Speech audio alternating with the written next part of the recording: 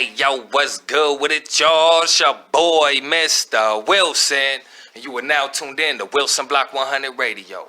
And today we got a very special guest on the block, Water L. Look, man, it's been a minute, you know what I'm saying? How you doing, man? What's the latest and greatest? Oh, man, I'm good. I had a son, like 4 months ago in Daytona. Uh-oh. Florida?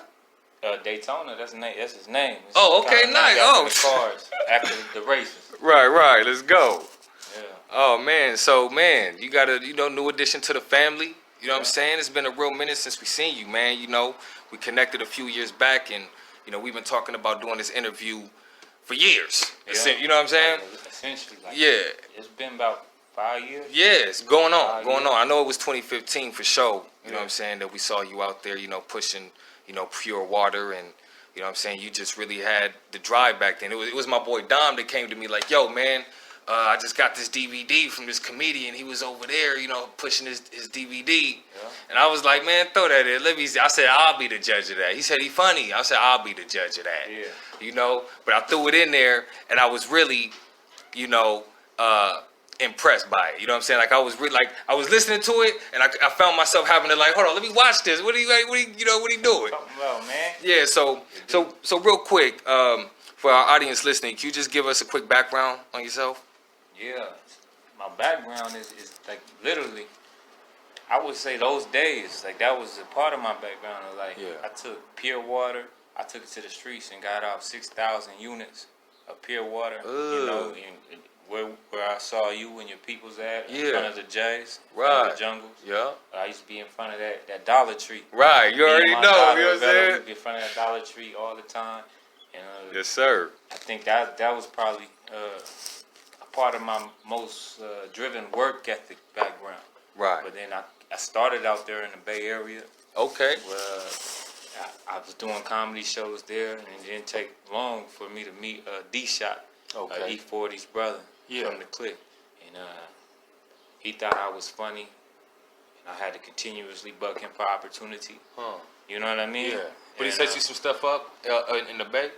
He got me out there to the Bay Area to where I was able to shoot a movie, able to shoot the other movie, Don't Get Caught. Okay. So that was the beginning of what was like, yeah, I believed that I could do other things than my stand-up only. Right. You know what I'm saying? Right. Okay, so first off, we just got to ask for the record, you know what I'm saying? What led you to become a comedian? And, how old were you? Bro, like, I love stand-up comedy. I always was playing sports, right? But we was 5 of us in the same house, right? And I got another brother that eventually moved in with us. But I used to be on the couch watching. My dad watched Def Comedy Jam, and they cussing and they doing whatever they doing, and he would tell all my other brothers like, "Y'all gotta go, I can't watch this. Sleep. You can't watch this." And I would be pretend like I was asleep on the couch. You know what I mean? Even before it was that time, just to catch that nigga too lazy to move me. Right. I would be sleeping, and I look up, and I'd be watching, Joe Torre. I'll be watching Joe Torre, Martin Lawrence, and Joe Torre ended up being like one of my first shows.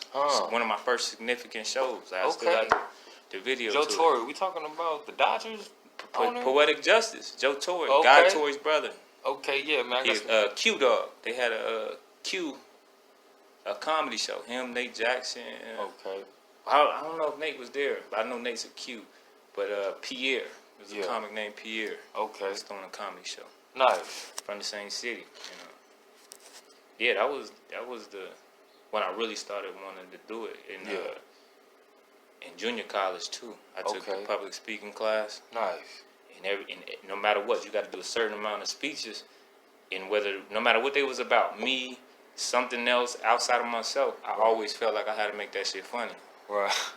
You know what I'm saying? So that's when I was like, and I was watching Jamie Foxx, the Fox Box. Just had about the Fox Box. It had Out of the Foxhole, I Might Need Security, and the other one. Yeah. And I from right there it was like, man, I want to get on stage some kind of way. Right. Well, I got to make this funny, or you know what I mean? It's got to, man, that's 100, man. So, one thing I want to ask you, man, is, when I saw you, you already had the DVD. You know what I'm saying? You was already pushing it. You know what I'm saying? And and then come to find out, you've had some other works, especially when I see the DVD, I see the casing, like, I really bought this out of a Blockbuster, you know what I'm saying? Rest in peace, Blockbuster, you know what I'm saying? But you know what I'm saying? I'm just saying, I really got this off the shelf, you know what I'm saying? Yeah. And so, when I see comedians these days, man, they're not really that far along, you know what I'm saying, as far as creating that product, So what's been, the process when, booking your own tours, you know what I'm saying, booking your own events, and then, formatting it for DVD and campaigning and all that? Well, for me, it's been unconventional because I be around my family, right? Like I came all the way to Hollywood, but I would still adhere to my responsibility to be around my wife, my children. Right. And that's not easy, you know what I'm saying? It's like being an independent artist. So my stuff has always been unconventional. Right. I always been the type to be, I'm gonna get it the way that I can get it. Right. And if it means I gotta be online researching everything intricately enough to figure out how to get my stuff on a platform that's at a higher level, aggregators or even myself, I took the time to look into those things. Right. As far as being able to tour as much as anybody else, that's always been difficult for me because I was trying to act at the same time. And unless you have this, huge machine behind you, which is helpful, if you have that, then all that stuff's planned out for you. For me, there wasn't a planned out thing. For me, it was get on stage when you can, where you can, and then hurry up and plan and shoot a comedy special. Right. You know what I'm saying? Not necessarily rushing the art, but rushing, doing the business the way that I knew I could. Right. Like I came up with this special while I was hustling. I didn't get to do it on stage as much as I wanted to. Right. Like, a lot of that was formulated, practiced off stage, and then one night only shot. Right. So I did what I could. You know what I mean? And I think a lot of artists need to realize that is you might not get to do whatever you want to do with whoever you want to do it with. Right. You know what I mean? Right. But would you say that you can still accomplish something? Right. Would you say that you've taken something from each one of those different opportunities? Yeah. Like you actually build up to, being able to collaborate with who you want to collaborate, perform at some of the venues that, I think the time that we in, right? I think you learn from everybody. And the time that we in is just like in my household. I have 5 older brothers. I got to watch everybody. I never think I'm better than them because I got to watch everybody make their mistakes first. I'm the youngest. Yeah. You know what I'm saying? I watched what I liked and left what I didn't. And then the things that I couldn't leave, I struggle with to grind and try to overcome myself. Right. You feel me? So I looked at the comedy clubs like that. So even if I could not get along with somebody else. Not saying that that's a thing. Yeah. But if I see their business is tight, or if I see something that they're doing, I could look at them like my brothers and extract something that I think is functionally important for me. Right. So I've been able to look at, you can name any of them. I could look at Red Grant, his route. I could look at Kevin Hart, his route. I could look at Scruncho, his route. Yeah. Everybody has different routes, and I can extract. The same way I look at my brothers, I can look at them and say what I want, and what whether I want it or not, what is actually a thing for me. Right. Exactly. And try to extract what I wanted to formulate out of that. Yeah, exactly. You know what? That actually, brings me into. Well, I want to bring up Nipsey Hussle right now because Nipsey Hussle was definitely a dude that I extracted from. You know what I'm saying? Maybe not everything that he did, but there was a few fundamental things that he did that advanced him. You know what I'm saying? That I took and applied to my personal grind. You know what I'm saying? Amongst others. You know what I'm saying? Other artists. Personally, how has it impacted you? You know what I'm saying? The loss of this great dude. Nipsey Hussle, man. That loss is so deep because I feel that's deep, man. I felt connected to him without necessarily knowing the brother. Right. I felt like we was brothers. Absolutely. Like when I was going through one of the most difficult times in my life, I was in the boxing gym all the time, working out, trying to regroup myself. You know what I'm saying? Wow. My energy and my strength.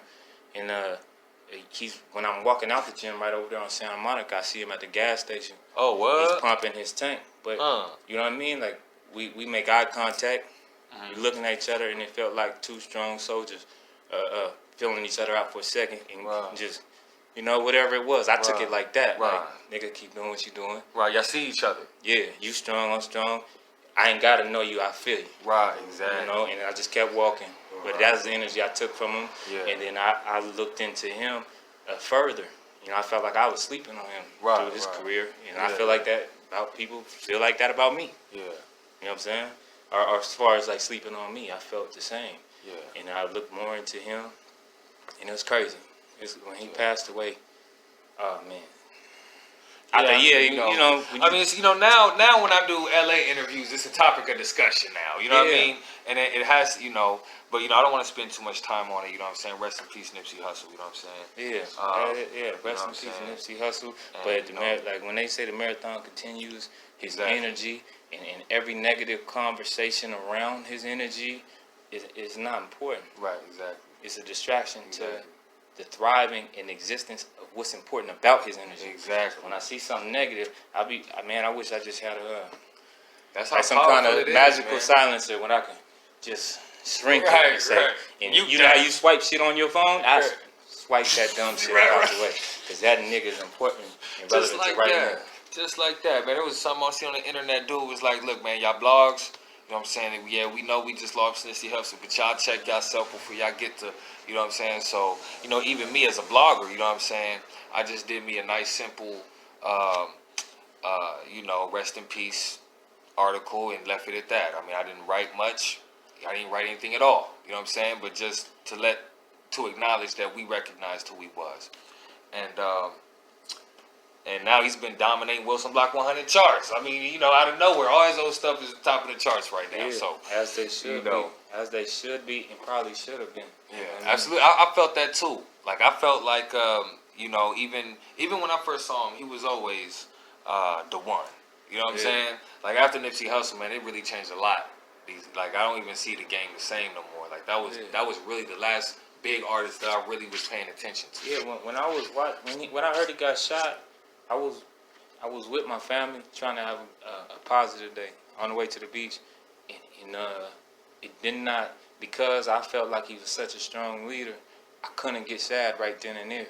But in the moment, soon it said he died. It was like you did not believe that this nigga. You didn't believe that he could die like that. Do you know what I'm saying? I don't even want to say that he's dead because I know he's not dead. Right. You know, he lives on. in the physical, but I didn't think he could. But you felt it. Yeah, you know, moment. When I first got the news, I was off of Slauson. You know what I'm saying? I was on the east side, so I just felt like it was like, you know how I feel when your heart drop? Yeah. You know what I'm saying? And or you know, you really under pressure, or you know what I'm saying, you just in that heat of the moment, it was just one of those, like a quick jab to the stomach, you know?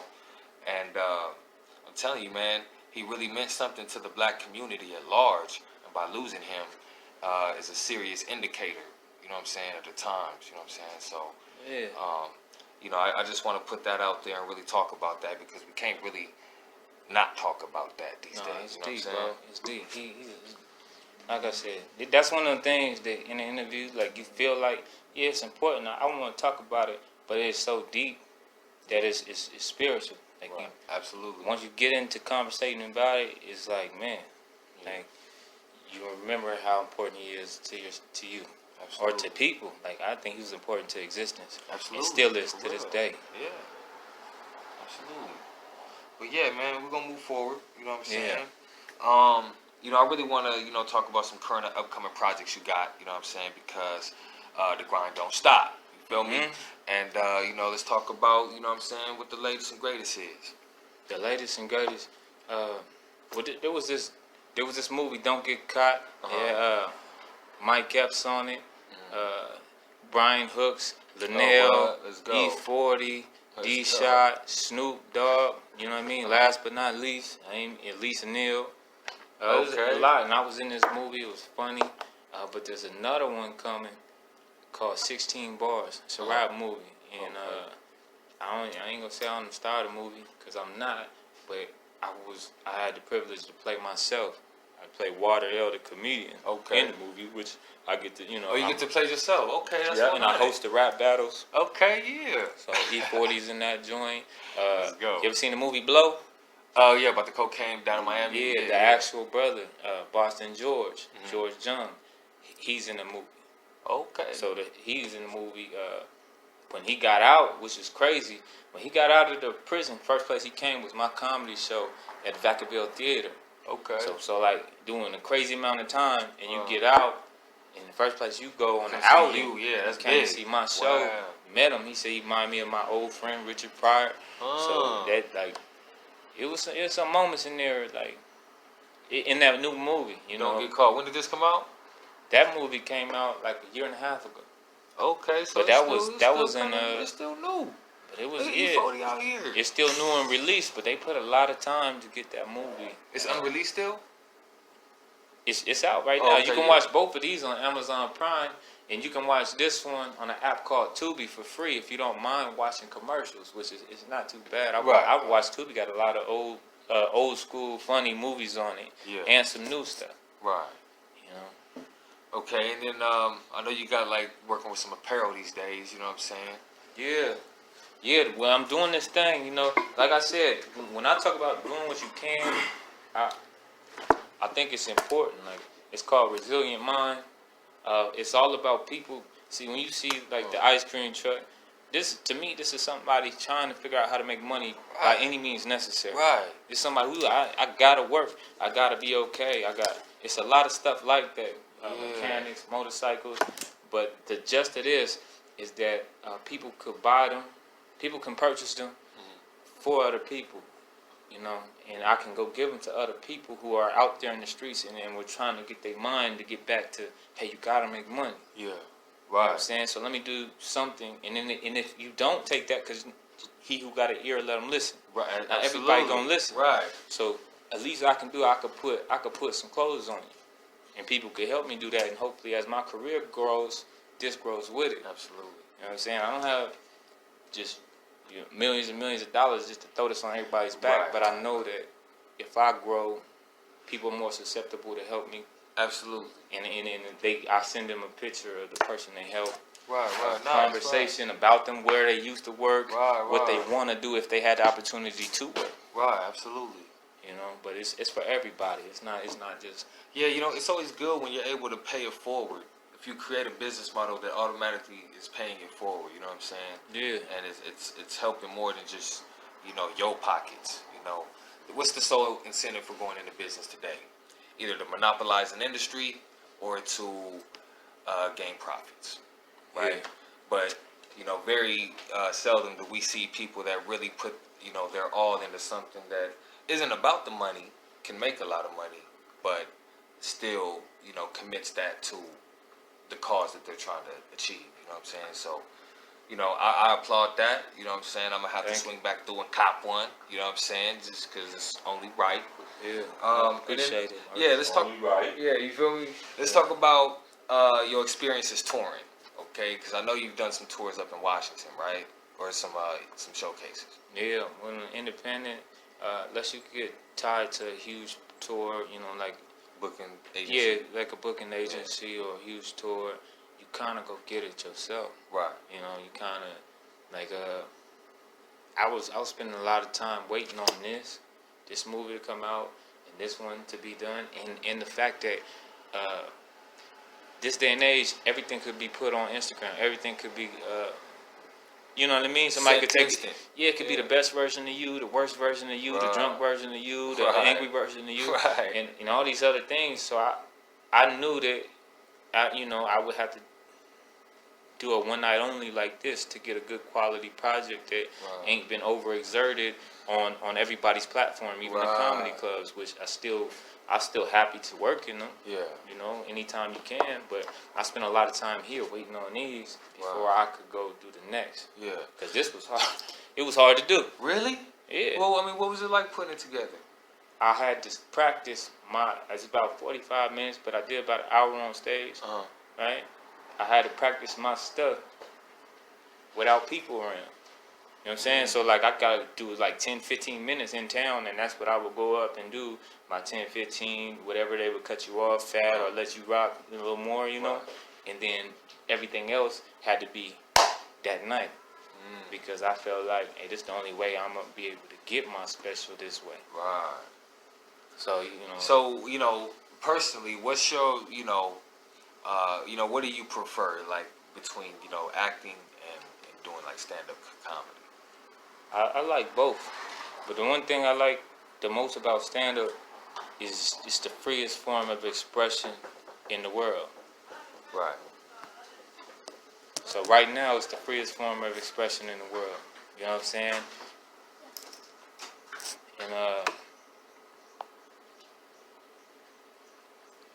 I feel like. So I'll be doing the stand-up.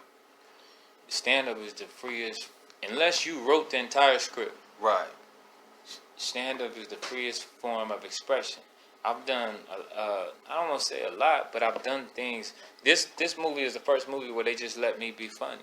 You know what I'm saying? Everything else, they didn't give you a role to play. They gave me guidelines, and then it was like, add your jokes to the guidelines. I believe in you. I saw you on stage. I know you funny. All right, they gave you the realms. They let water in the movie. Okay, let's go. There's a difference when you go to do a movie, and then they're going to.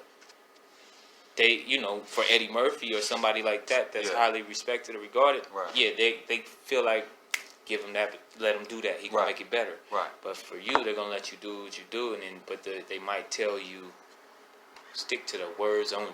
Right. Now, I was on Straight Outta Compton, Gary F. Gray.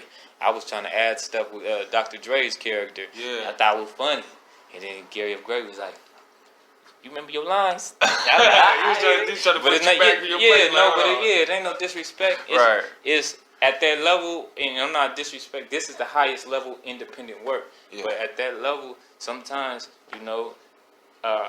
it's more than just a one-man decision. Yeah, whether you are what you are, you not at that particular moment in time, it's like you adhering to whatever the director in that room is saying. Right.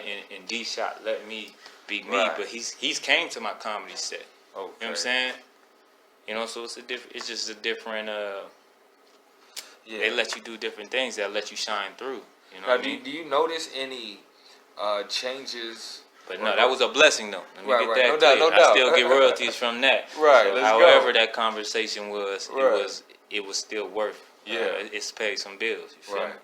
So shout out to Straight Outta Compton, Dre, and all them. So do you notice any major difference between performing, up and down the coast? Have you done any shows in Oregon? More so, I would go more so back home, and then recently I went to Atlanta. You know what I'm saying? And I'm gonna spend more time on the coast now. But when you come to LA, it's not just easy to do everything that you want to do like that. You know what I'm saying? It's competition, man. It's competitive.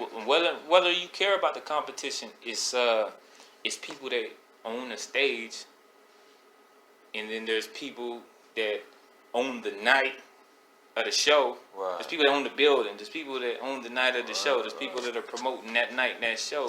That have people that they already been working with for a long amount of time, and they're trying to help them get money or time to continue getting money. So you got to come in and spend a lot of time doing a lot of free work in this city, in this state, for you to even come to a comedy club and they be like, "Hey, yo, water." You know what I'm saying? Like, it's really like that across, like music, that, so, across entertainment. You know what I'm saying? You got to really get your feet wet. Yeah. You know what I'm saying? So on the way up, you be kind of, unless you on a tour with like Don DC Curry, like the homie BT King, shout out to him, and he's already had to go through this mode. Like unless you doing a bunch of competitions, unless you sometimes you reluctant to leave because you like, man, I'm trying to master these legendary comedy clubs. I want to walk in there and be like, hey, yo, you know what it is. You know what I mean? So like sometimes your attention, unless like, you'll see Red Grant going with Cat Williams. It's a huge selling. You'll see them leaving often. So unless you done doing that, you know what I'm saying? Sometimes you're reluctant to want to leave. Yeah. Look, man, I'm going to say this for the record, man. When we come see one of your specials, man, when you see me in the crowd, I want you to be like, shout out Wilson Block. You know what I mean? Guaranteed. Cause everyone's fucking with you. That means you gotta be there then. You gotta be there. Right, that's exactly. I'm gonna be like, yo, shout out to that nigga ain't even here. That nigga, man. I had wrote this into my set, nigga. I memorized this and that nigga ain't even here. Right. Shout out to let's go. Right, now I gotta be at the next one. They be like that. Yeah, no doubt. So real quick, who are some influential comedians for you? Oh man, we all got the ones we like or dislike. Some are funny, not funny. Man, I don't really be calling niggas not funny. I would just say comedy is something like some things can go against your essence, and you can be like, hold up. But if he's funny, he's funny. But it's up to you to take your natural. You say, is that joke funny? Right. Is the topic funny versus is that joke funny? It could be two different things. Right, exactly.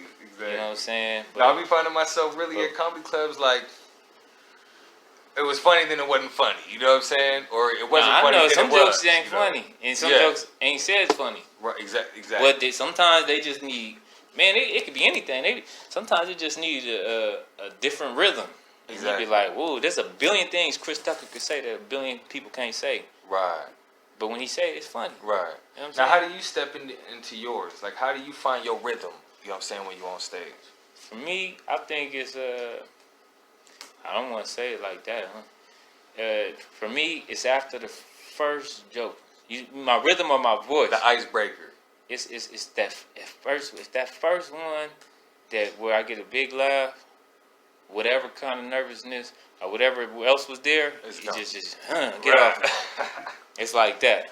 Like it rushes away, you know what I'm saying? Once you get that first, and hopefully it's your first joke to do that. Yeah. But sometimes it don't gotta be your first, but you got 2 to 3 jokes to figure out. But you want to win in the end, but you got 2 to 3 jokes 2 to 3 maybe sentences for you to figure out like, oh, this is gonna be a good set. Right. This is gonna be a good set for who I believe I am. Yeah. Who I know I am. Right. When based off what I've already shown on stage. But back to your other question, my favorite comedians, of course, Eddie Murphy's one of them. Okay, really? Even most Richard Pryor, I paid attention to Eddie Murphy. I just felt like he had all the abilities. You know what I'm saying? Good balance of like if you took Bill Cosby and Richard Pryor and put them together like a LeBron, like if you take a Magic Johnson and Jordan and put them together and make a Kobe or LeBron, stuff like that. LeBron got all the physical tools to do everything that they. I mean, if you put, I felt like my bad. I didn't mean to cut you. Yeah. Well, no, I mean, I feel like if you put Magic and Jordan, you would get a LeBron. You wouldn't get a Kobe. Well, yeah, I say that. But what I meant was like Dr. J. I said Dre. Dr. J. Get Magic and get a Michael. I meant more like that when we talk about Eddie Murphy because he's more like a Michael. Okay, right, exactly. You know what I'm saying? Exactly. I'll say, I don't want to say who's Cosby at this. I don't want to say which one. I respect that. But I gotta be honest. I do expect that because Eddie Murphy was during my time coming up, but he wasn't the star then, like he was prior. Like you know what I'm saying? Like prior. Pryor was raw, man. I mean, they was both stars. Don't get me wrong. Eddie Murphy was Eddie Murphy. You know what I'm saying? Thank you. I'm not subtracting from that. But what I'm saying, I got to be clear about that. But what I'm saying is, by the time I came around and seeing who he wasn't at the pinnacle of his career. You know what I'm saying? Because you didn't go back and like if you was a student of the game, you would have been looking back at Raw. You would have been looking back at 48 Hours and Golden Child. But you was looking at Dr. Doolittle. Right. 100%. Dr. Doolittle. No disrespect to that nigga, but Dr. Doolittle. But that you have to really watch his from Nutty Professor. Even after Professor, that was like Norbert was hilarious. Norbert was hilarious, bro. Norbert is hilarious. Shout out to Charlie because he wrote that shit. Who? Charlie Murphy, his brother. Oh, and Charlie Murphy is a beast too. Yeah, Charlie Murphy just as funny, man. But me, I'm just gonna throw mine out there. I would say my favorite. He was funny. My favorite crossover comedian actor, hands down, that's funny even on accident, is Eddie Griffin. Hey, and then that's what I wanted to say too. So when you said Eddie, I stop at Eddie. but I didn't want to. I wanted to talk about them unconventional brothers that went to that level. Eddie had more talent. It's a rarity. He had more talent in his body than most niggas. You know what I'm saying? Right. It was really I don't know how to say that right, but he had more talent. Like, he'd do certain things physically and conversationally that you would just know, like, man, like, he had it. Like, he had it all, bro. Yeah. Eddie Griffin, I think people sleep on him. Now how do you feel? They know he is, but... Right. But, I mean, he still get good looks. You know, he's highly respected. Yeah. But when we talk about the greatest, you know, sometimes we'll go from Chappelle, which is one of the greatest, to Eddie. Okay, but what makes Chappelle greater than Griffin? Come on. I don't say that about brothers, man. Right. I don't compare. I just know who's left off of that conversation today. Okay. Do you know what I'm saying? Yeah. Like, but if you go back and maybe, and if you ever looked at it like that, maybe the Chappelle, outside of him going into that situation, you know what I mean? That point in time where right when the show stopped. Yeah. You know, other than that, Chappelle figured out how to be consistent and constant in the vast majority of people's mind. But one thing I will say about Eddie Griffin is that sometimes he make it a point not to be. What, funny? Not funny, hell no. Well, he make a point not to be what? He make it a point to not be concerned about being the vast majority's favorite. Oh, okay. You listen to the stuff he say, he ain't worried about who like him. Right. He just knows some people love him. Right, you talking about Eddie Griffin? Yeah, you just know niggas love him forever. Like, right, that part, like right. Cat Williams. Regardless. Yeah. And that's what I was going to bring up next, Cat Williams. You know what I'm saying? I want to hear how you feel about Cat Williams. That nigga is the truth. He's funny. He real, too. He real. Like, he getting a lot of weird stuff that he shouldn't be getting in. Everybody get in trouble. Yeah. You feel me? Right. And I don't even like to say a grown-ass nigga get in trouble. Yeah, a grown nigga ain't get in trouble. They go through stuff. Right, exactly. You know what I'm saying? Exactly. And I think he's that type of person, and he has that type of energy where he don't feel like, nah, nigga, ain't no trouble. It's just I'm going through something. Right. And I think he's a testament to that. I was backstage in Seattle when he came out the night after he didn't show up to the show. I was backstage with him and Suge. So outside, I was like a fly on the wall. I'm chilling. You know what I'm saying? Young, hopeful, just watching. And I saw moments of what he was going through that anybody could go through. And then I saw moments of crazy resilience where he said, y'all thought I wasn't going to show up? Now you about to get the 2-hour show. And he throwing money in the crowd, giving people money. And he showed like, man, he's absolutely resilient. And he makes mistakes. I'm not his father. Or I'm not God, so I can't say what mistakes those are because I don't know what he's going through when he's going through these things. Right. Feel me? But you can understand. Hell yeah. You know what I'm saying? Hell yeah. Being a real nigga, you always gonna understand. Man. And speaking on that, you know what I'm saying, what have been, you know, some challenges that you faced, you know, along your journey while doing this? You know, some of the biggest challenges. Me, I feel like I'm likable, unlikable. I'm likable once you take the time to conversate with me, or you allow me to conversate with you. Right. Because I'm going to show you love, I'm going to show you respect. But when you see me externally, you don't know how I am. And then you can always in the comedy club. I had the same. I don't have the same energy in the comedy club as I do out in front of the Dollar Tree at the J's. Yeah. I'm allotted a chance by the streets to show my actual heart and how much respect I have to people. In the comedy club, it take other people like Nate Jackson or B.T. Kingsley that know me to let you know that that's how I truly am, because I'm usually chilling. Right. I'm usually chilling, watching, quiet. Right. So I think that's the challenge, because people, they don't always know. Right, exactly. I mean, they won't just be able to tell, okay, that's a comedian. Yeah, you know they don't care how much you care. They don't know how much you care about other people, so they're only looking at you as competition. Right. You know what I'm saying? Right. So I think niggas being threatened by my presence and not my actual, my true personality, like how I really care about people, is kept me separated. But see, that's why I appreciate you. You know what I'm saying? Because when I first saw the DVD, I'm like, oh man, this dude is fired, right?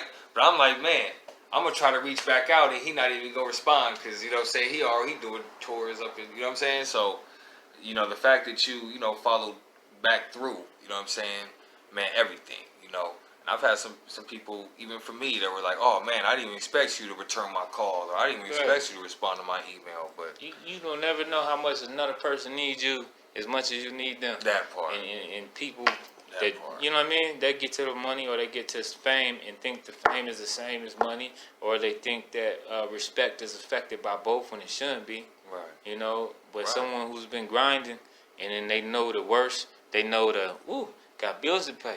Oh shit. Got kids to take care of. Right. Life is these things is difficult. You know what I mean? Like, I think that you try not to lose that.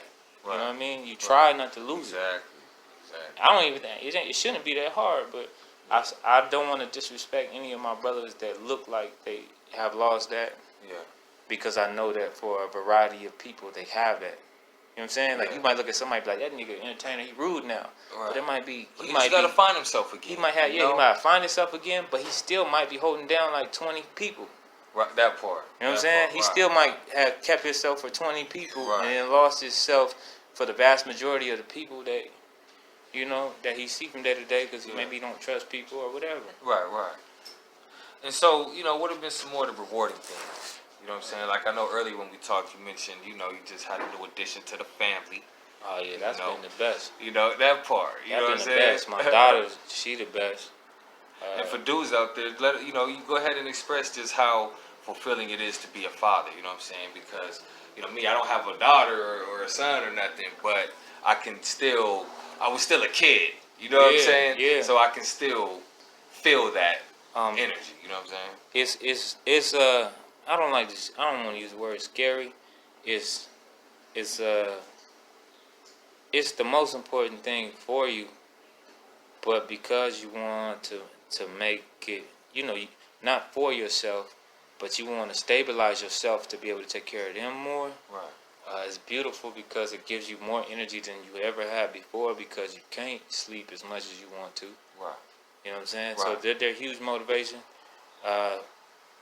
But they're beautiful the best time is when you don't have to worry about none of the things that concern taking care of them. Yeah. When you can just get to be with them, and then you could say, all right, all this other stuff I don't have nothing to do, but chill with them. And I think it make you a better person. Oh yeah. They make you a stronger person. I've seen some of the most quiet people be outgoing on behalf of their kids than people that would never be outgoing on their own behalf. Right. You feel me? People that never talk would tell that teacher, like, well, who pushed my kid today? Right. You know what I'm saying? That bus in the school, that nigga say, you pushed my baby. And Ready you looking at your sister like, you the quietest girl in the family. Right, exactly. But his baby. But the baby it helps, you know, that sense of purpose. You know what I'm saying? When you you know, when we follow the natural order of things, you know, everything has its demand. You know, everything has, you know, everything that's supposed to be there, you know what I'm saying, is going to play its role, so to speak. You know what I mean? So, I believe that. So, yeah, man, that's what's up, man. You got any positive, encouraging words for any aspiring comedians? The most encouraging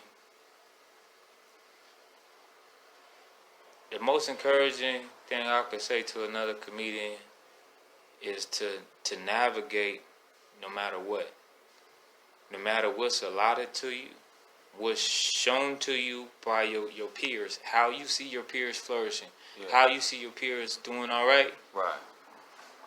If that's not reachable to you, do all right the way that's reachable to you and create and sustain yourself.